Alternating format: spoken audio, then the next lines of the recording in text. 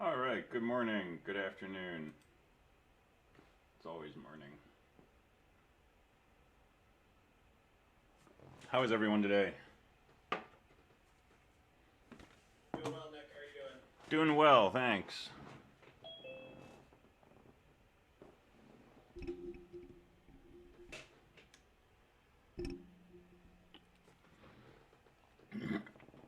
All right, any urgent questions on homework 4? As usual, I'll grade it and give it back to you with comments and then talk about it in class Wednesday. But anything you need to know about it at this point?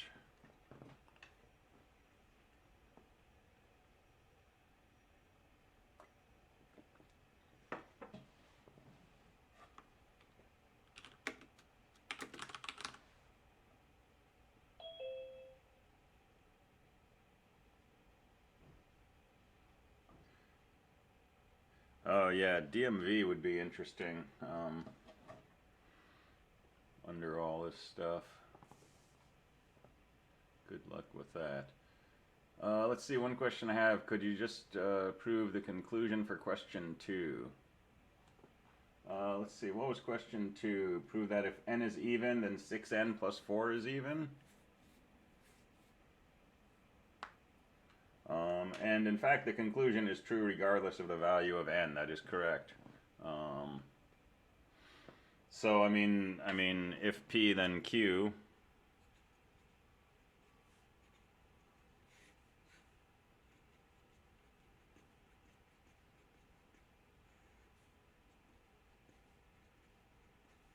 Right?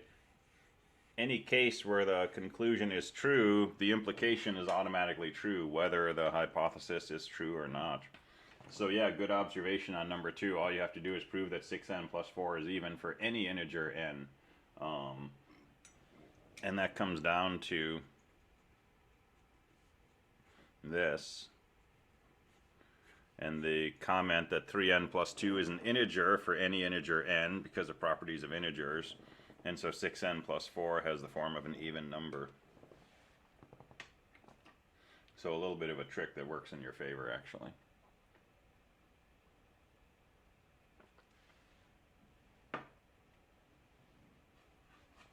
Cool. Any questions on, any other questions on that?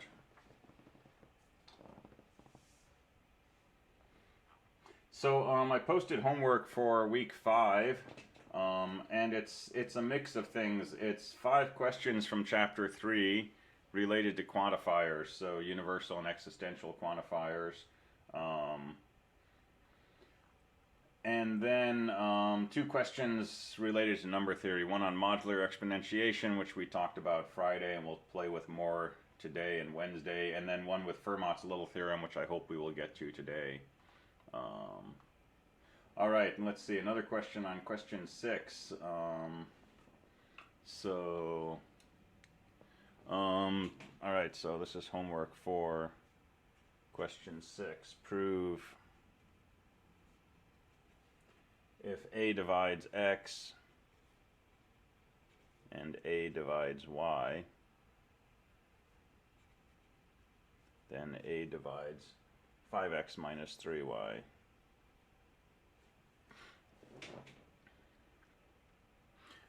So the comment says, I think I did it right, but I'm curious how you would do it. I would start with the hypotheses. So a divides x, a divides y. And then I would rewrite those in terms of what divisibility means, which means x equals a times k1, and y equals a times k2. Where k1 is an integer and k2 is an integer. And then I would write this thing in terms of k1 and k2. So I would say this is 5 times ak1 minus 3 times ak2, which is a times 5k1 minus 3k2, and that's algebra. And then I would simply state the observation that a divides 5x minus 3y, because we just showed this was equal to that, and the definition of this is that 5x minus 3y can be written as a times an integer, and maybe make the observation that 5k1 minus 3k2 is an integer. Yeah, if it seems too easy, that's not always a bad sign.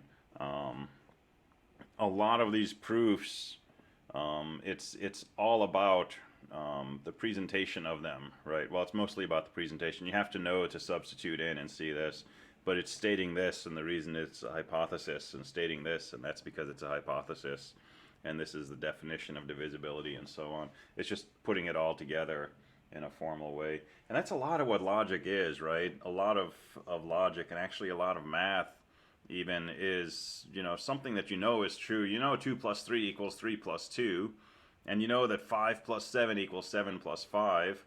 So obviously, if you give me two numbers a and b, a plus b is going to be equal to b plus a. But how do you prove that, right? How do you actually show someone that that's always going to be true, other than saying, well, you know, I've never found a case where that doesn't work, so it seems pretty obvious. That's a lot of what mathematics comes down to, is trying to formalize this stuff. Let's see, observation from someone. Direct proofs are generally easier when the hypothesis is simple compared to the conclusion. Indirect proofs are generally easier when the hypothesis is complex. That's cool. I could see where that might be the case. Yeah, that makes a lot of sense.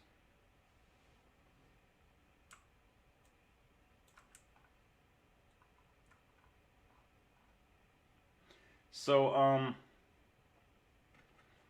in the early part of the 1900s, mathematicians, sort of shocked by Russell's paradox, and this idea that, you know, sometimes you find contradictions in your mathematical systems,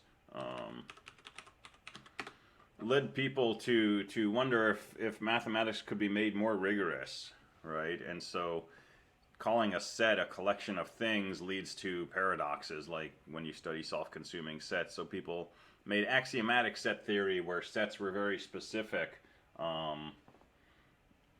in what they could include and so on. And so people started trying to axiomatize different aspects of mathematics, and what could be more basic than arithmetic, right? So how do you know that, you know, a plus b equals b plus a for all integers a and b?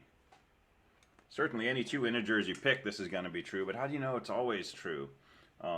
So a pair of mathematicians, Whitehead and Russell, set about trying to systematize arithmetic, and from there all of mathematics. And they published this amazing 2-volume set called Principia Mathematica, and you can still buy this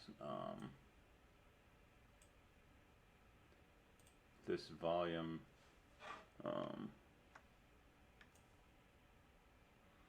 I mean, what could be a more classic looking cover than this, right?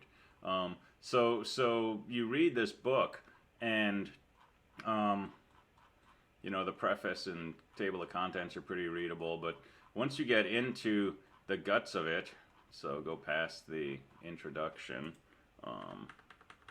and you get into the matter of actually developing arithmetic,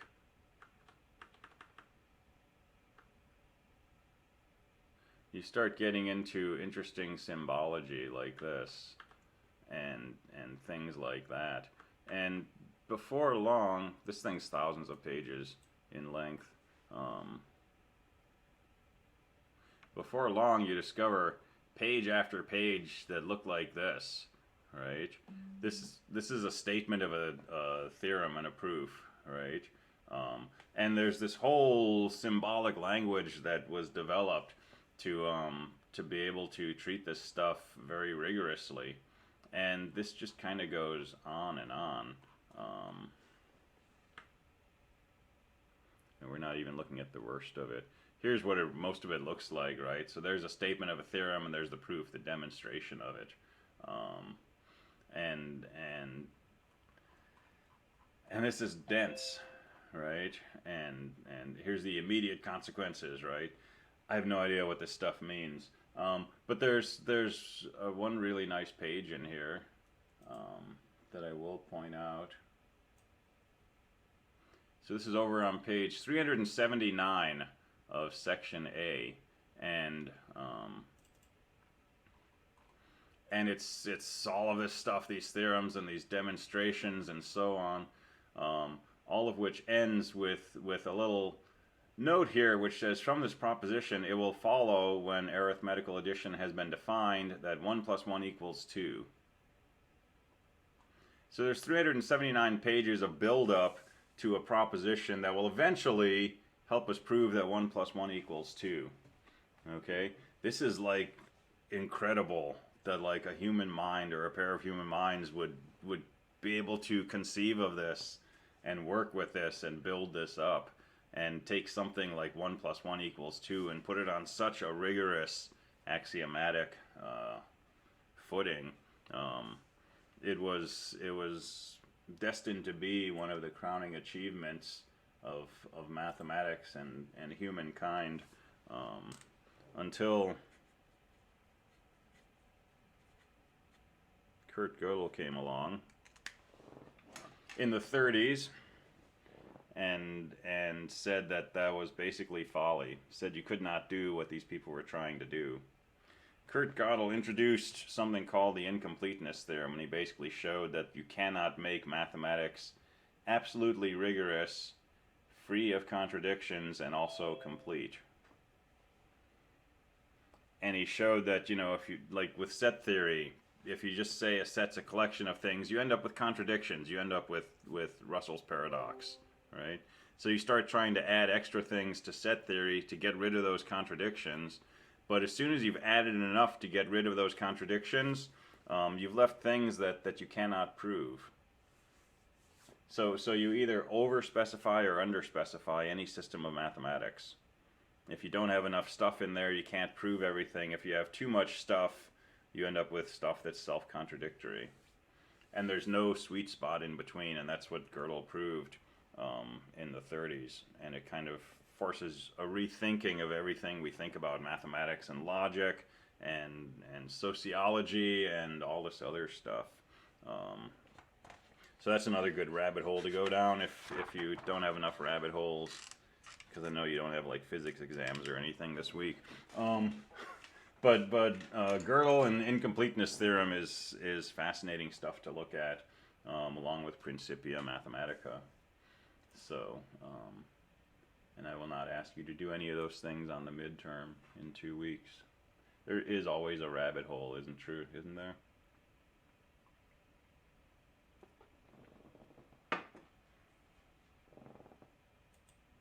Yeah, good luck with your exams. I know we have a lot of midterms this week and next, so hope everybody does well on those. All right, other questions, comments?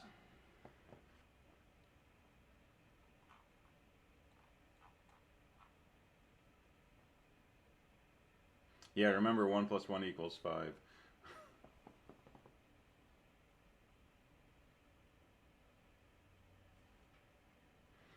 Number 4 on homework 4, let's see.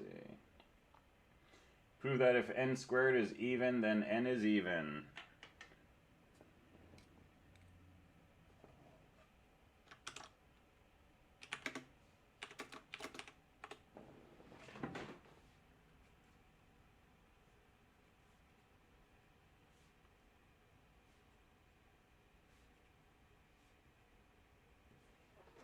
And I think we did this one, or we did part of it on Friday. This was one of these that worked well with an indirect proof. So if n squared is even, we can write n squared as 2 times some integer.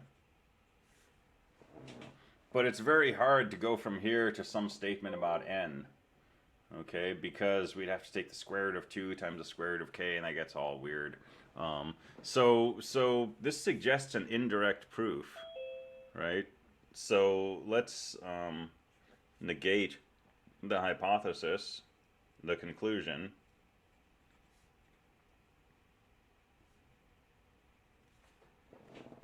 and if n is odd, n is equal to 2 times some integer j plus 1, n squared will be 4j squared plus 4j plus 1, that's algebra, which is 2 times 2j squared plus 2j plus 1, which is 2 times some integer plus 1. And any number we can write as 2 times an integer plus 1 is an odd integer. So n squared is odd. And that's a contradiction with our statement 1 that n squared was even. So we're forced to conclude that our negated conclusion was incorrect, and so our original conclusion that n is even must be correct. Are people getting video stuttering? Well, that's a drag.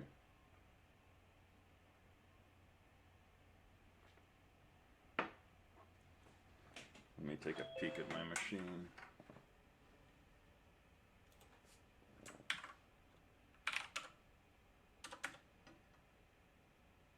Ooh, my machine is slammed.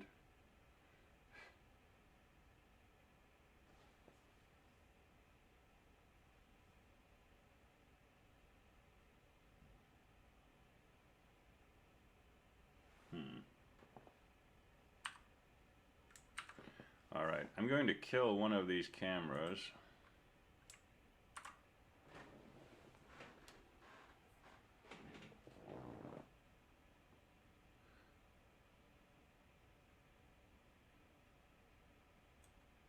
Yeah, that could be my side too. My system is feeling really overworked right now.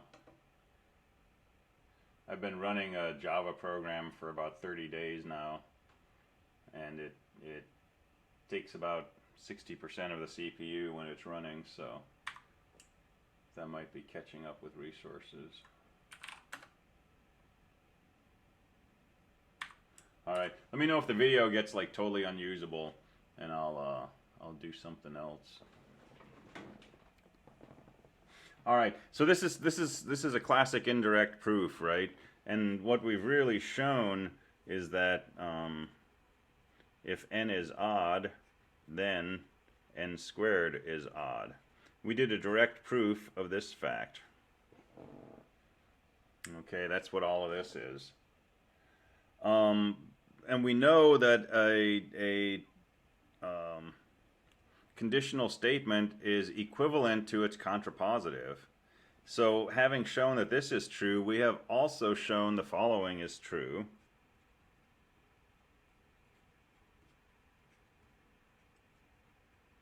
Right, just the straight contrapositive. If not n squared is odd, then not n is odd. And if we just write that in sort of more common speech, not n squared is odd is the same thing as n squared is even. And not n is odd is the same thing as n is even. So really, what we just showed with our direct proof is equivalent to if n squared is even, then n is even. That's what we were originally trying to show. So an indirect proof is really just a direct proof of a contrapositive. And that's a cool thing to keep in mind.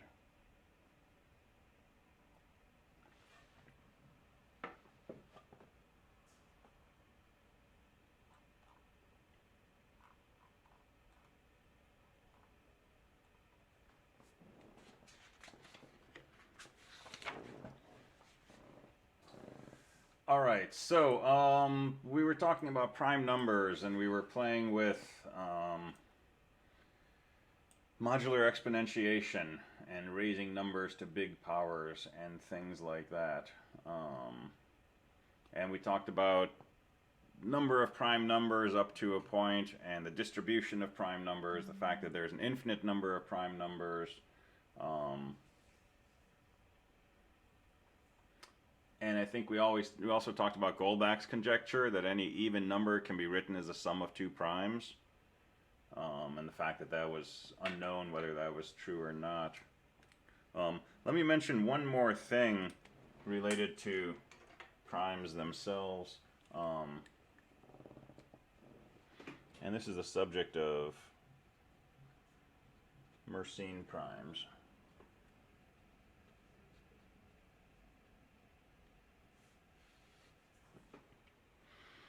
And Mersenne primes come from the following observation. If I take 2 squared and subtract 1, that's 4 minus 1 is 3. That's a prime number. If I take 2 cubed minus 1, that's 8 minus 1 is 7. That's a prime number. If I do 2 to the 4th minus 1, that's 15, not prime. 2 to the 5th minus 1 is 31. It's another prime. 2 to the 6th minus 1 is 63, not prime. 2 to the 7th minus 1 is 127. That's prime. 2 to the 8th minus 1 is 255, not prime. It's divisible by 5. 2 to the 9th minus 1 is 511. Is 511 prime or not prime?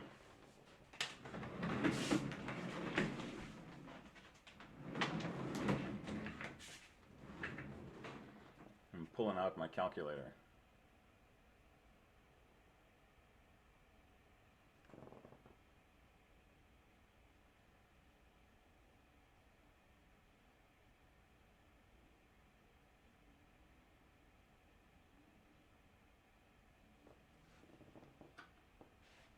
$5.11 prime or not prime?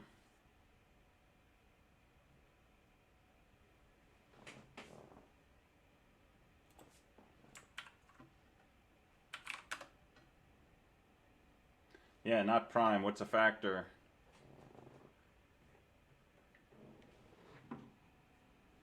Yeah, it's divisible by 7. Very good.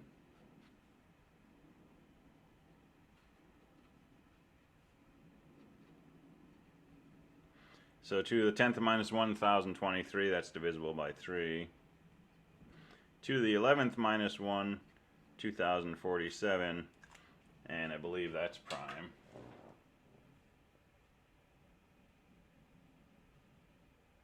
So there's something that looks like a pattern in here. What's the pattern that we're maybe seeing?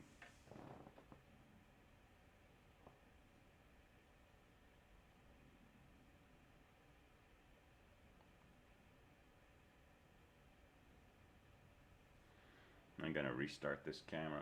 Yeah, it looks like 2 raised to a prime minus 1 might always be prime.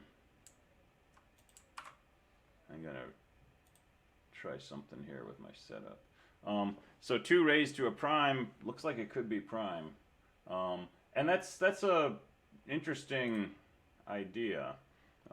It turns out it's not always true. But it's true a surprisingly large number of times. Alright, hold on, I'm still fiddling with my setup here. Alright, that's better.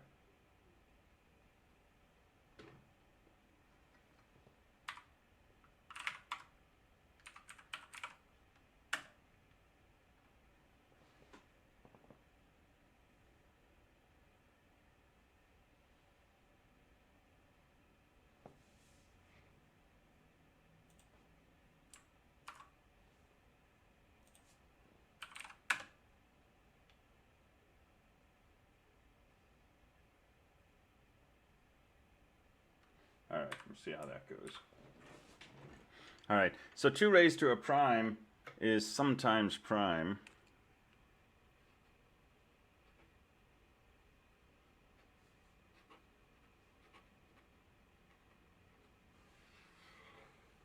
This is called a Mersenne number. And if this turns out to be prime, this number is called a Mersenne prime. Now, it's pretty straightforward to prove that if you take 2 and you raise it to a composite number, that is not going to be prime.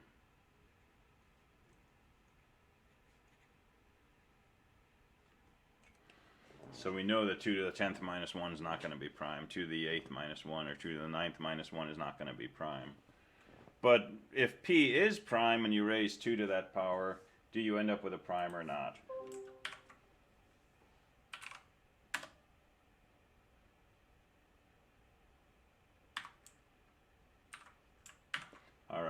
So let me show you some of this.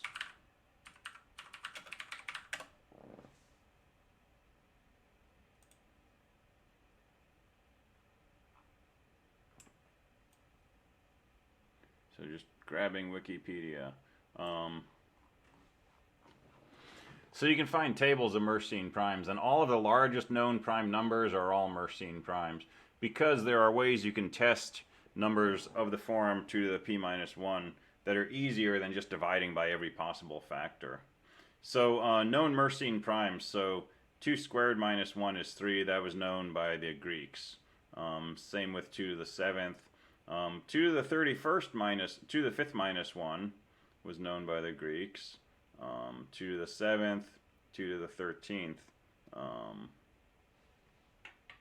Actually, I was wrong. 2 to the 11th minus 1 is not prime.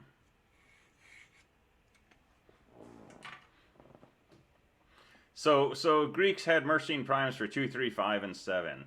2 to the 13th minus 1, 8,191. That's also prime. That was attributed to, 1400s.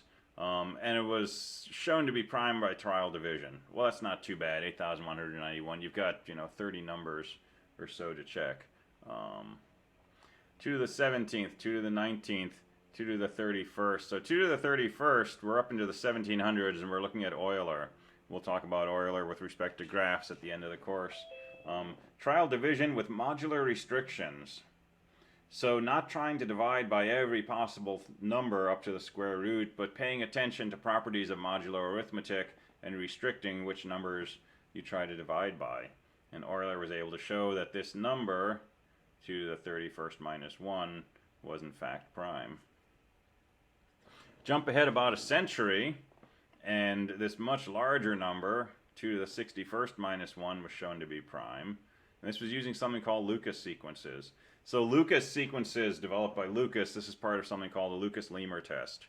And it's the way most of these large primes are tested now. And it lets you do a lot less work than just trial division. So 2 to the 89th, now we're into the 20th century here. Okay, 1911. We're still before computers at this point, right? These are being done by hand. 2 to the 89th minus 1, 2 to the 107th minus 1, 2 to the 127th minus 1, that was discovered in 1871 by Lucas, right, of the Lucas-Lehmer sequences. So that one was earlier. And then we jump ahead to the 1950s. Now we're starting to get into the computer realm. So LLT, SWAC, 2 to the 521st minus 1. And this column here is the number of digits in the prime. So this is a 157-digit number, right, that has been shown to be prime. So we make some progress through the 50s, right, and obviously people are having fun with their computers now. Almost a 1,000-digit number, right? And then 1961, on an IBM machine, 1,281-digit number. So 2 to the 4253 minus 1. And now IBMs are being used. ILIAC was another scientific computer. Here's the good old IBM 360. If you're a computer scientist, you should know something about the IBM 360 and maybe get on an emulator someday and program one until you get it to an ab end. It's classic big iron, right? This was what a computer was for a long time, was the IBM 360, eventually the 370.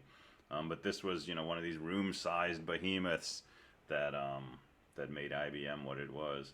So to the 19,937 minus 1, that was the first Mersenne prime I memorized. I was a kid, and it was in the Guinness Book of World Records in 1971. And I just thought that was really cool. Ooh, best IBM is the 5150. Cool. All right, and then the supercomputers come in. So Control Data Corporation, Cybers, and eventually the Cray 1 by Seymour Cray. And those defined supercomputing, right, through the late 70s, early 80s. Those were the really cool-looking machines that used all the advanced scheduling and other tricks that are used inside your Intel processors today. execution scoreboards and things like that. All of these sophisticated algorithms that that have been miniaturized and are now in every processor we use. So this is the 70s and the 80s, and these numbers are getting bigger and bigger. This number has 13,000 digits to it. So skip ahead, and you know, the Cray 2, the Cray XMP, and so on. And then number 35, this is a number with almost 500,000 digits, and it's discovered using GIMPs. And it was done on a 90 megahertz Pentium. Right? So how do we go from a Cray 2 to a 90 megahertz Pentium? So GIMPs was the Great Internet Mersenne Prime Search. And this was like SETI at home. It was a screensaver that you could run on your PC, and when you weren't doing anything, instead of showing, you know, a Windows screen floating around, it would search for Mersenne primes. And it would talk to a central server, and it would hand it a prime to test, and it would run the Lucas-Lehmer test on it. And it might take you, you know, a month or two to test, but at the end, you'd know that either this number was prime or not. And everybody who was running this software would be testing a different number in the search. And eventually, you know, new primes were discovered like this. So this person on their little 90 megahertz Pentium discovered a new Mersenne prime. And this is where all the primes are coming from now. They're all coming from these distributed searches. 2.4 gigahertz Pentium, that's not that fast, right? That's kind of, you know, around top end for most commercial PCs at this point. But this is where these numbers are coming from. So the latest prime was discovered just about 2 years ago, and it's 25 million digits. And yeah, you could definitely do this with your 10 megahertz machine. I mean, it would only take 30 times as long as a 3 gigahertz machine. But, you know, that doesn't matter. If you happen to be testing a number that's prime, you'll get there eventually. And then you get your name on the page of, like, you know, people who have discovered prime numbers. So this is a 25 million digit prime. That's huge, right? And it's 2 raised to this prime, which is itself, you know, 82 million something. And those are Mersenne primes. Let's see. Someone says, where would I store it? 640K of RAM, plenty of storage, right? This number is only 25 million digits. So, well, okay, yeah, you got a problem there. Yeah, you'd have to use your disk drive and reinvent virtual memory. All right, now these are not consecutive primes. These are consecutive Mersenne primes. But remember, there's a lot of primes. You know, density is about log n. So there's a lot more primes in between here and there. But we don't have a way to generate them. Nonetheless, it's really useful to have big primes. So the encryption algorithm we're going to talk about later, RSA, typically wants to use primes, I don't know, roughly 1,000 digits or so. So, you know, something around this size. But we want to be able to generate lots of primes in that area. And that's hard to do. And people build dedicated hardware to try to do that, or distribute it across machines and all kinds of other tricks. But our economy needs primes, right? Bitcoin needs primes, so Bitcoin mining is trying to find more primes we can use for these algorithms. So anyway, that's what Mersenne primes are, and you can still download the GIMP software if you want and try to find a new prime number, and that's always cool to, like, put on your resume or something maybe. All right, so we'll come back to some of this when we're talking about applications, but let me talk about some more down-to-earth stuff. So, greatest common divisors. So this is a concept we learn in elementary school. We learn it when we're doing fractions. And we multiply 2 fractions together, and we end up with something like, you know, 25/15ths. And our teacher says, and let's put that in lowest terms. Well, how do we do that? We divide the top and the bottom by 5, and we say this is 5/3, and that's in lowest terms. Well, there's some mystery there, right? So where does this 5 come from, and how do we know that this is in lowest terms? Well, the 5 comes because it's the largest thing that divides both the top and the bottom. It's what we call the greatest common divisor, or sometimes the greatest common factor of these two numbers. And we know that this is in smallest terms because the greatest common factor of 5 and 3 is 1. There's nothing that divides both of those. Now, if we started with a fraction like 50/30ths, and we said, oh, I can divide both of those by 2, and we wrote down 25/15ths, and we turned that in, we'd lose points because the teacher would say, that's not in smallest terms. And we would have known that by looking to see if there was any common factor between 25 and 15, and we'd say, yeah, there's a 5, and then we'd reduce it down to that. Or we could have started with this and discovered the greatest common factor of these is 10, and then divided the top and the bottom by 10, and gotten our 5/3.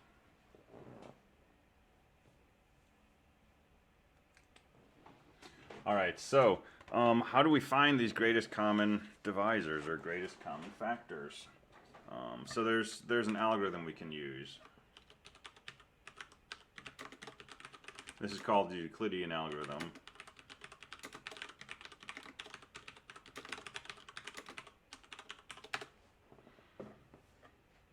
So Euclidean algorithm for finding the greatest common divisor. And this is just a series of steps. And we don't need to really worry too much about why this works, but the explanation is actually pretty manageable. But let me just show you some examples of finding greatest common factors using this. So for example, let's find the greatest common factor or greatest common divisor of 25 and 10.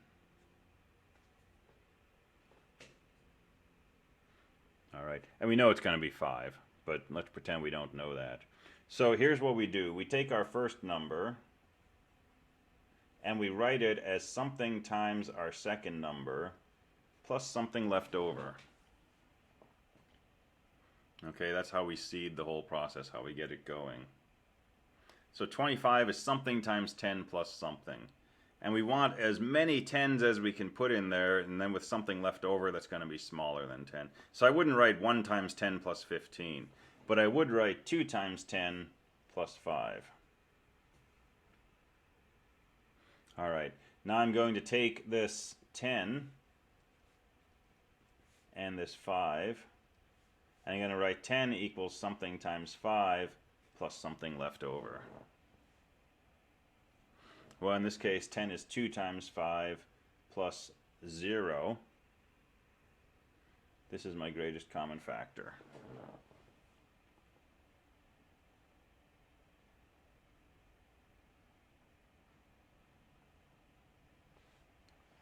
All right, so let's do a few examples of this. Let's do the greatest common divisor of 735 and 252. And I've got my calculator here, which I'm going to put into airplane mode. All right, so I got a calculator if I need it. So 735 equals something times 252 plus something. Well, I'm pretty sure this goes in twice, but not 3 times. So I'll do 735 minus 2 times 252. So this is 2 times 252 plus 231. I'm going to bring this down, and I'm going to bring this down. I'm going to write 252 equals something times 231 plus something. Well, I know 231 is going to go in once, and that's going to leave me with 21 left over. So I'll bring this down, and I'll bring this down. I'll write 231 equals something times 21 plus something. 231 divided by 21, that goes in exactly 11 times, plus 0. 21 is the greatest common factor.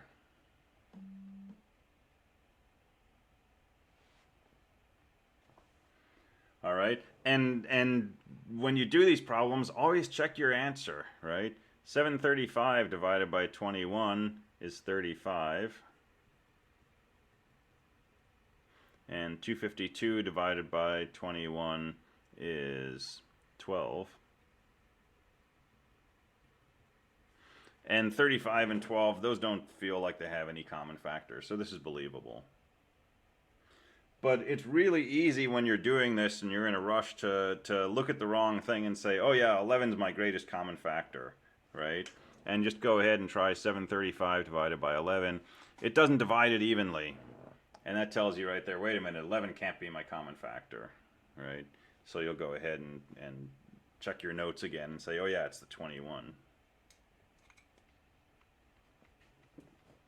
And yeah, this is not too bad to code in C, and you can do it recursively if you like. You can do it with a loop.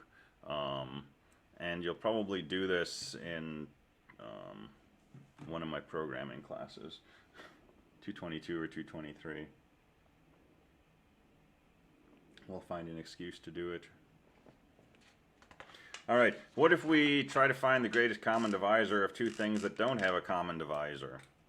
So let's do, for example, the greatest common divisor of 81 and 16. So 81 equals, well, I took this away too soon. So 81 equals 5 times 16 plus 1. 16 equals 16 times 1 plus 0. There's your greatest common divisor, 1.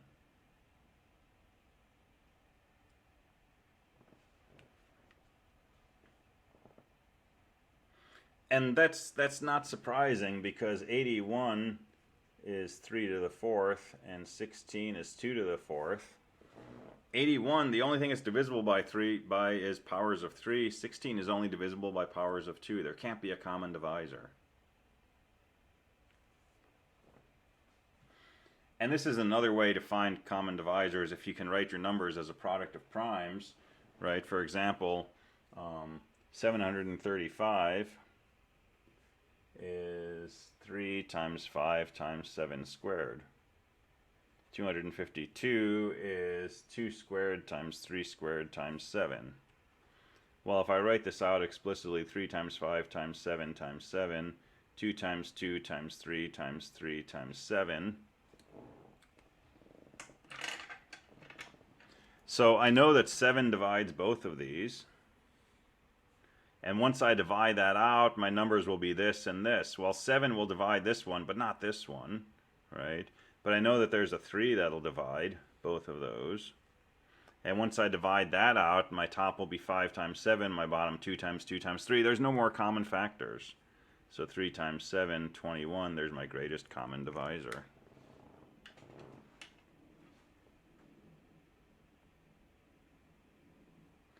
All right, so GCDs are related to prime factorization, and that has some interesting consequences down the road. Let me also, this is just a nod to when we do this in a programming class someday. Suppose I try to find the GCD of 252, 735. Right? You could write your code and say, you know, if this number is smaller than that, swap them. But it turns out you don't have to. Because if I just start blindly following this algorithm, 252 equals something times 735 plus something. Well, how many times does this go into 252? None. And how much do we have left over? 252. And what's the next iteration of this algorithm? Write 735 as something times 252 plus something left over, and now we're right back where we were here. So this is a really nice algorithm to work with. It makes life pretty easy.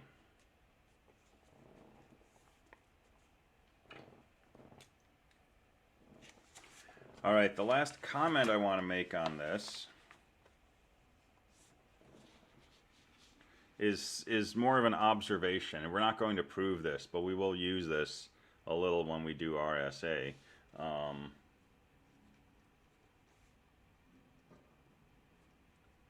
So we observed the greatest common divisor of 25 and 10 was equal to 5. Okay, it turns out if the greatest common divisor of m comma n equals d, then there exist integers a and b such that a times m plus b times n is equal to d. In other words, if you like linear algebra, we can always write the greatest common divisor as a linear combination of the two numbers, which it is a divisor of. In this case, we could write 1 times 25 plus negative 2 times 10 equals 5.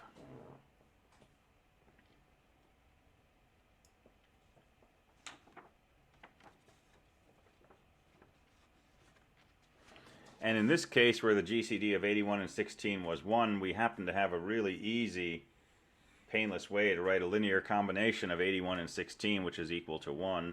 It's 1 times 81 plus negative 5 times 16 equals 1. It's not always that easy, but we can always do this. So let me give you a definition. If the greatest common divisor of two numbers m and n is equal to 1, then m and n are said to be relatively prime.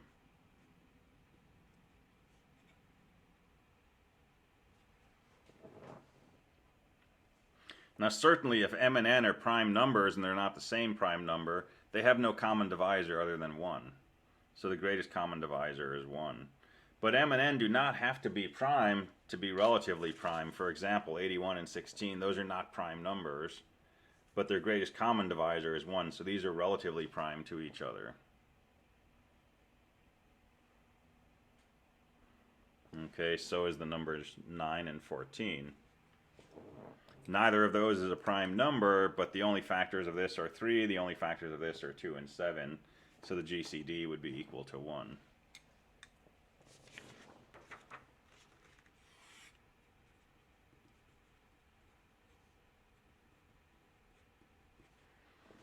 Right, so 14 and 1 and 9 are relatively prime.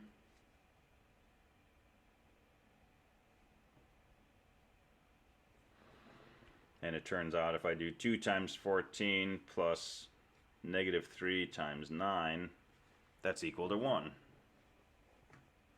So there's a linear combination of 14 and 9 that's equal to its greatest common divisor, which is 1. This will also come into play when we do RSA. And 1s are nice when you're dealing with large numbers, because multiplying by 1 is easy, raising 1 to a power is easy. So we like 1s. Alright, so that's Euclid's algorithm. Okay, that's for finding greatest common divisors. And it's just turn the crank and the answer pops out at the end. And as we're going through these steps, right, since this number, this remainder 5, is always smaller than this number 10, the pair of numbers we're going to get here are always going to be smaller than the pair of numbers from the previous step. Which means eventually this process is going to end, because these numbers will never go negative. So this will stop after some number of steps, and we're guaranteed to find our greatest common divisor. And the reason this works basically is because if there's a number that divides 25 and also divides 10, it also divides 25 minus something times 10. Right? This remainder here is 25 minus 2 times 10. Well, anything that divides 25 and divides 10 also divides this. And so the GCD of these numbers is also a divisor of 5. And of course it's a divisor of 10 because it's a divisor of 10. So finding the GCD of these two numbers is the same as finding the GCD of those. That's the basic hand-wavy argument.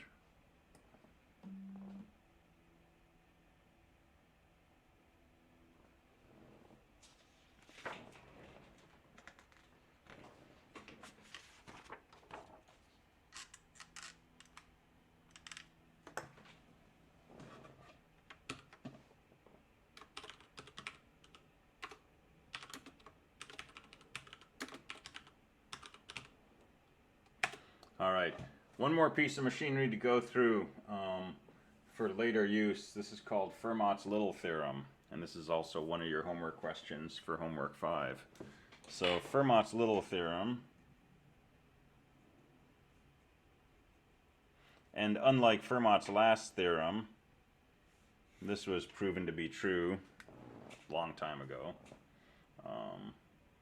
and has no direct relation to Fermat's last theorem, other than the Fermat part.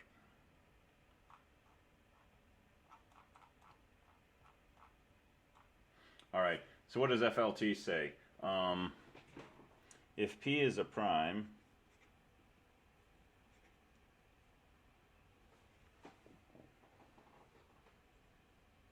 and P does not divide Q,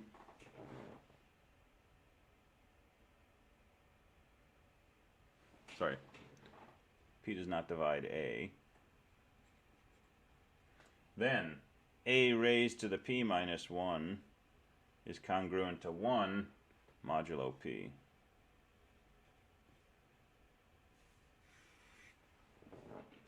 If P is a prime and A is not a multiple of P, then A to the P minus 1 is 1 more than a multiple of P.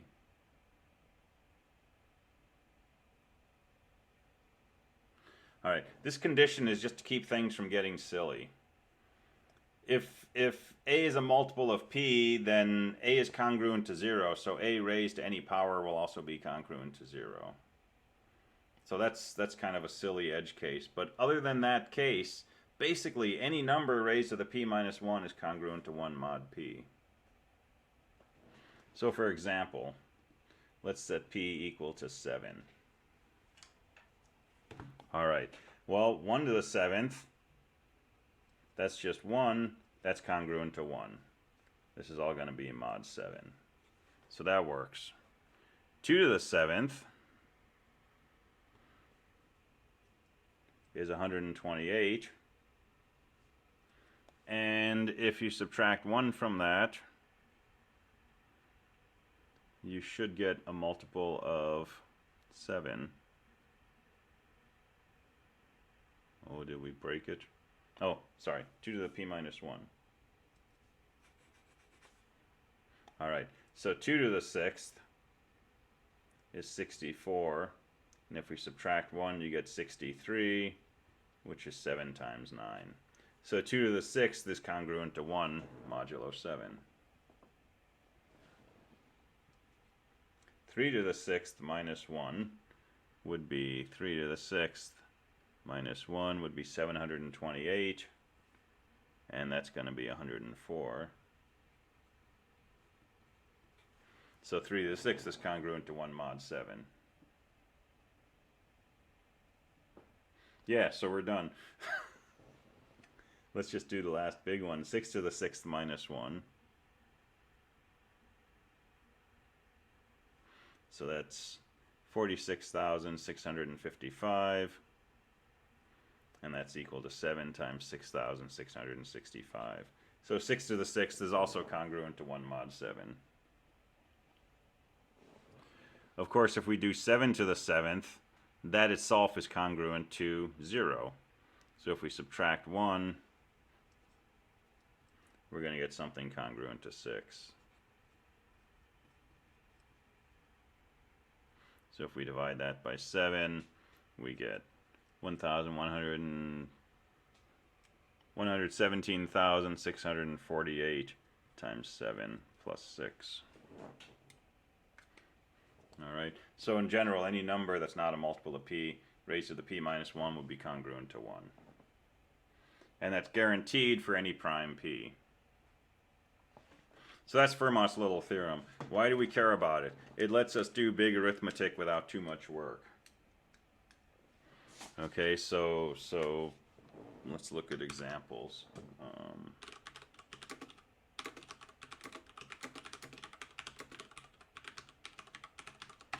So let's do large exponentiation using Fermat's little theorem. So example, find 7 to the 222nd modulo 11. And we know from what we did last week, we could do modular exponentiation. We could find 7 to the 1, 2, 4, 8, 16, 32, 64, and 128th. And then add up the powers of 2 that get us 222, multiply their modular equivalences, etc. It's a lot easier with Fermat's little theorem. So how do we apply FLT? Well, we're told what the modulo is, right? So the modulo is 11, so P must be 11. And so what does FLT tell us? It tells us that any number raised to the 10th is congruent to 1, modulo 11. Any number that's not a multiple of 11. Well, 7 is not a multiple of 11, so in particular, 7 to the 10th is congruent to 1, modulo 11. What's useful about that is not that we're interested in 7 to the 10th. We're interested in 7 to the 222nd. But since this is congruent to 1, if we raise this to any power we want, it's going to be congruent to 1 raised to that same power. It's still going to be congruent to 1. So what is 7 to the 222? That's 7 to the 220th times 7 squared.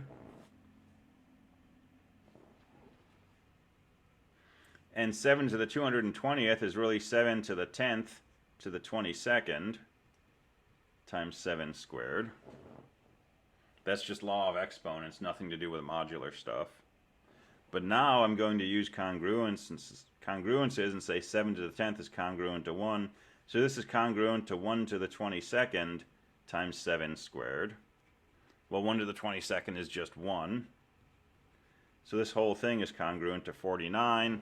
What is 49 modulo 11? 11, 22, 33, 44. It's 5 more than 44. So that's congruent to 5. And it takes almost no work.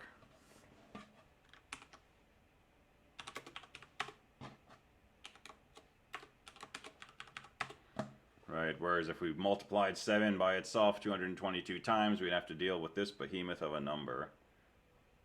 And then work from there. So that's that number minus 5. And if we divide by 11, we get a whole number.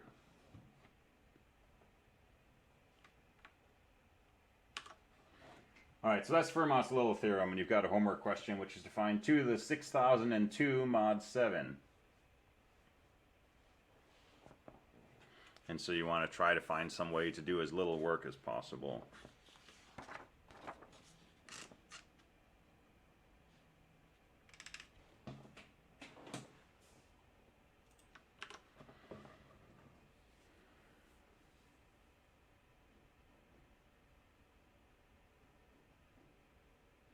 Alright. We're just going to keep going. We're hitting a lot of what might feel like random topics, but these are all related to number theory, and they're all things that we're going to use for doing public key crypto, RSA, which I think we'll probably get to in earnest on Wednesday. But we might start talking, we'll start talking about applications in a moment. Let's talk about one more theorem.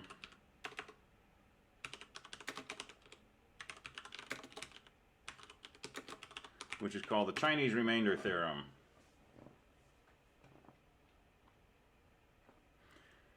And this is a theorem that is, it appears in the form of a question in a book from the 3rd century BC by Sun Tzu. And the paraphrasing of the question is the following. There are certain things whose number is unknown. If we count them by 3s, we have 2 left over. By 5s, we have 3 left over. And by 7s, 2 are left over. How many things are there? All right, so let's write that out. There's a certain number of things whose number is unknown.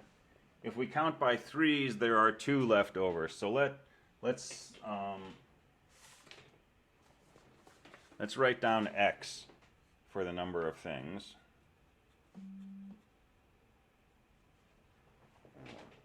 All right, and it says if we count by 3s, we have 2 left over. That's one way of saying it's 2 more than a multiple of 3. Okay, so we can write that mathematically as saying x is congruent to 2 modulo 3. And then it says if we count by 5s, we have 3 left over. So it's 3 more than some multiple of 5. So x is congruent to 3 modulo 5.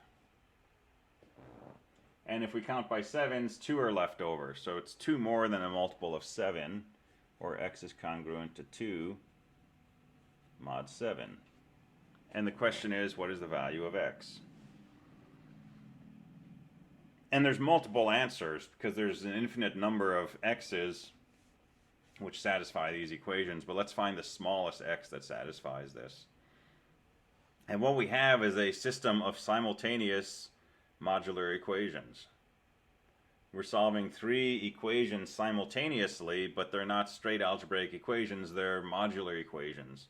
We're told what this thing is congruent to in different moduli, 3, 5, and 7. And there's an algorithm for doing this, and it's called the Chinese remainder theorem. And I'm not going to provide any motivation for why this works. I'm just going to show you the steps. I'm not going to ask you to do CRT on a test. I will ask you to do greatest common divisor or Euclid's algorithm. Okay? I will not ask you to do Chinese remainder theorem on a test. But here's how this works. So we write these things down as a sub I. And we think of these moduli as m sub I. So a1 equals 2, a2 equals 3, a3 equals 2. m1 equals 3, m2 equals 5, m3 equals 7. So those are the moduli for each equation. These are what your number is congruent to in that corresponding moduli. All right. And then we write down big M. So big M1 is equal to basically the product of your moduli divided by M1. So it's M2, M3, which is 5 times 7, which is 35. Big M2 is equal to M1, M3, which is 3 times 7, which is 21. And big M3 is little m1 times little m2, which is 3 times 5, which is 15.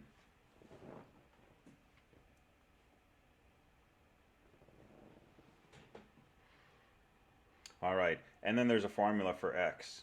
X is just the sum of AI, big MI, YI.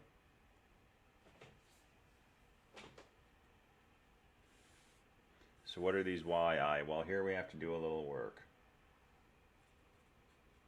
Solve each equation. MK times YK is congruent to 1 modulo little mk. Alright, so we have a set of side problems to solve first to find our y's, and then we'll plug those in to get our x's. So what are our side equations look? Well, m1 is 35 times y1 should be congruent to 1 modulo little m1, which is 3. And then m2 is 21 y2 should be congruent to 1 modulo little m2, which is 5. And big M3, 15 times y3 should be congruent to 1 modulo little m3, which is 7. So the only real work in solving the system of equations simultaneously is to take these big M's, right, the product of all the moduli excluding 1, and find something that when you multiply that by is congruent to 1. Okay? And this works as long as the set of mi are pairwise relatively prime.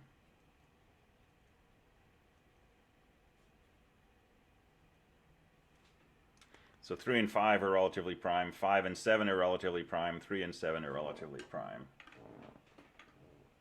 And all of that is really just requirements to make sure that these equations are solvable. And congruence to 1 basically says this times this is 1 more than a multiple of something times that. That's a linear combination that goes back to greatest common factors. So let's just solve these and then we'll move on. So we want 35 times something to be 1 more than a multiple of 3. Okay.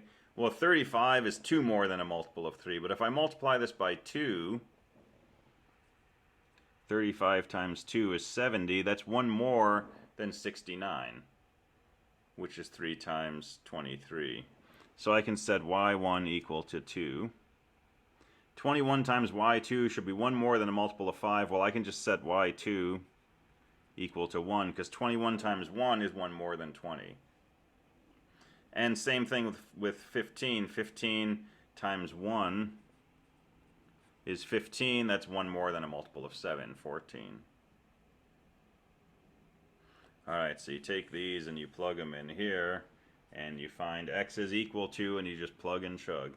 So 2 times 35 times 2 plus a2 is 3, m2 is 21, and y2 is 1, plus a3 is 2, m3 is 15, and y3 is 1. And now we do the math. 2 times 35 is 70 times 2 is 140. 3 times 21 times 1 is 63. 2 times 15 times 1 is 30. So 140 plus 63 plus 30. And x should be 233.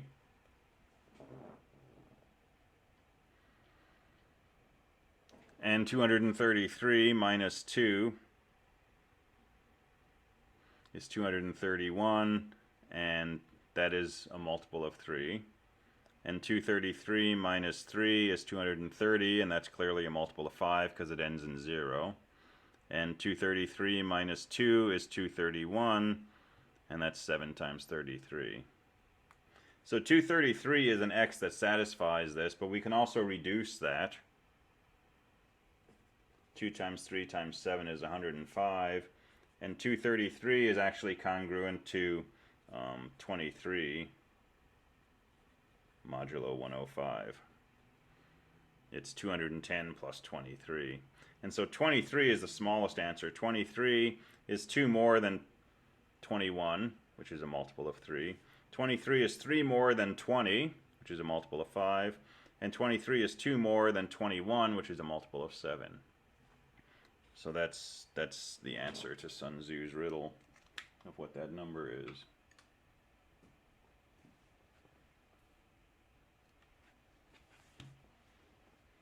All right, so that's the Chinese remainder theorem. And I'll be the first to admit that running through the algorithm has little in the way of inspiration for what's going on there. But I want you to know that it exists, and it basically tells us that if we have a series of simultaneous equations, moduli certain numbers that are pairwise relatively prime, we're guaranteed we can solve this system of equations. Okay, and that's going to be essential for public key crypto. All right, question. Is the video still lagging? Is it better, worse, about the same? It looks fine to me. Okay, cool.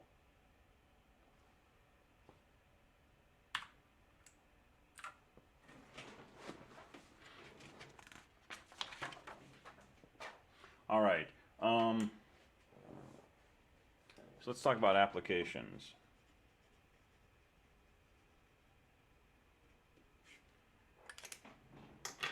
So applications for number theory. Number theory is one of those topics that can get very theoretical very quickly, right? And you know, prime numbers are an abstract notion, divisibility, and maybe they're related to cicadas, maybe not, but we can get into lots of abstract, pure mathematics by dabbling with integers and divisibility.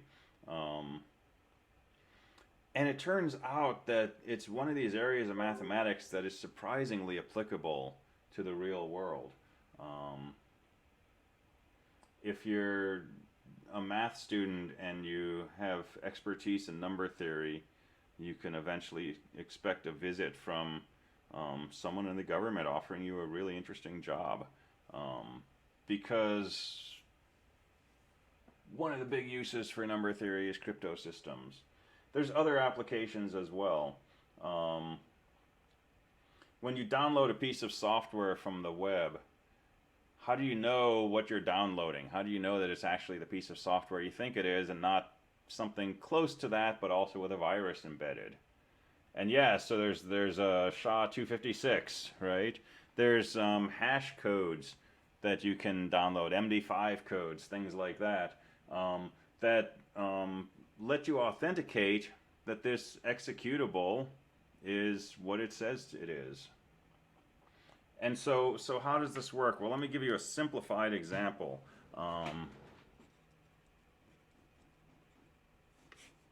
Suppose I have an executable program and it contains, you know,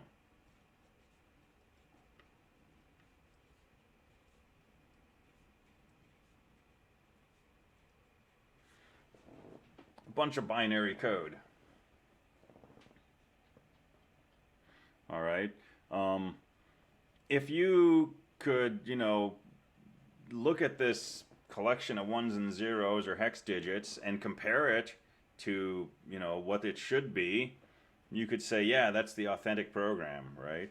But if your program is 1,000,000 bytes of executable code, you don't want to look at 1,000,000 bytes and compare them side by side. So here's something really simple you could do. Just add these bytes and then reduce it, say, modulo 4096.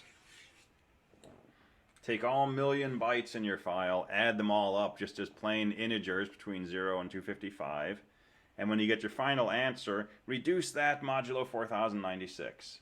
And you're going to get a number somewhere between 0 and 4095. All right. If any of these bits are different, let's say this is a 61 instead of a 60, my sum is going to come out different.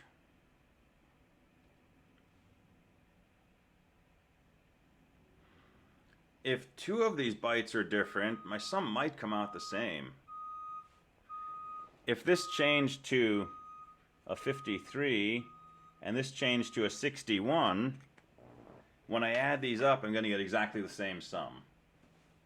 All right? And that's not going to help me. I'm going to look at that and say, oh yeah, that's got the validated sum that it should. I guess this code's correct. But here's the first thing. If somebody's trying to put malicious code into this executable, they would have to do it in such a way that the sum of all of these bytes came out the same. Okay? That's actually not too hard to do. There's enough empty space or unused bytes in an executable that you could tweak those to make sure that the sum came out the same as in the version that didn't have your malicious code in it. But by doing things that are just a little more or maybe a lot more clever, we can make it really hard to fake this. For example, I could take this byte times 1, this byte times 2, this byte times 3, this byte times 4, and I could take a weighted sum of these bytes and reduce it modulo something. And now, you know, 5 times 53 plus 6 times 61 is not the same as 5 times 54 plus 6 times 60. So we can start using more complex algorithms to basically take this 1,000,000 byte file and turn it into a small number. Now in this case it's a small number, it's 12 bits, but our small number might be 512 bits or 256 bits or 1,000 bits or 4,000 bits, right? And by carefully coming up with the right algorithm, you can come up with a hash that is very hard to fake. Now if I'm taking 1,000,000 bytes and I'm reducing it to 100 bits, there's clearly multiple 1,000,000 byte files that will reduce to the same thing.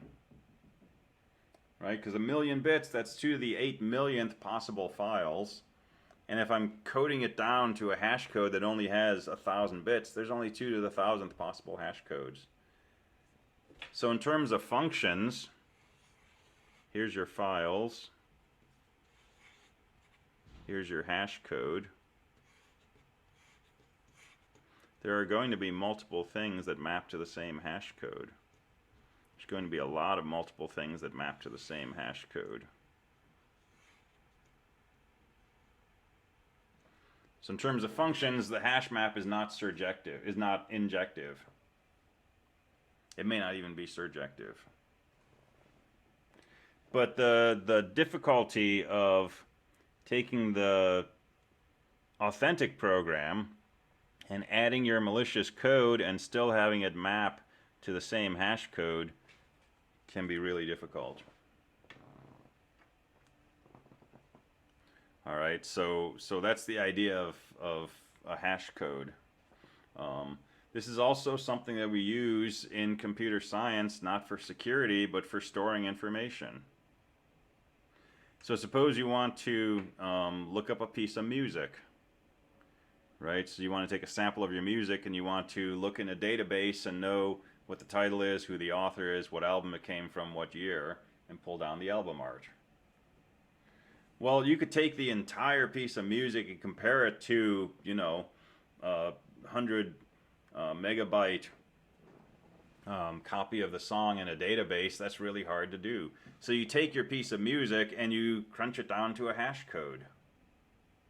And if the beginning of the music is missing or the end is missing, that might throw you off. So you pick a piece from the middle, right? And you take a sample and you run it through a hashing algorithm and you take that entire song, which might be 60, 70 megabytes, and you crunch it down to a manageable size. I don't know, a few thousand bits maybe. And now you have a database of all of those, and those are fingerprints, they're signatures of these songs. And searching for something that matches a signature that's 1,000 bits long is a lot easier than something that's 100 megabytes or so. And so there's a general procedure called hashing, which is basically taking something from one universe of objects and mapping it into something from a smaller universe of objects. And we use this for storing and organizing and retrieving efficiently. And we'll spend a whole week in CSE215 talking about hashing and hash functions and so on. But that's one of the applications for a lot of this stuff in number theory and modular systems. And the algorithms for doing these hashes, they're not complex, but they're very specific and they're chosen in a way that makes it hard to spoof things like that.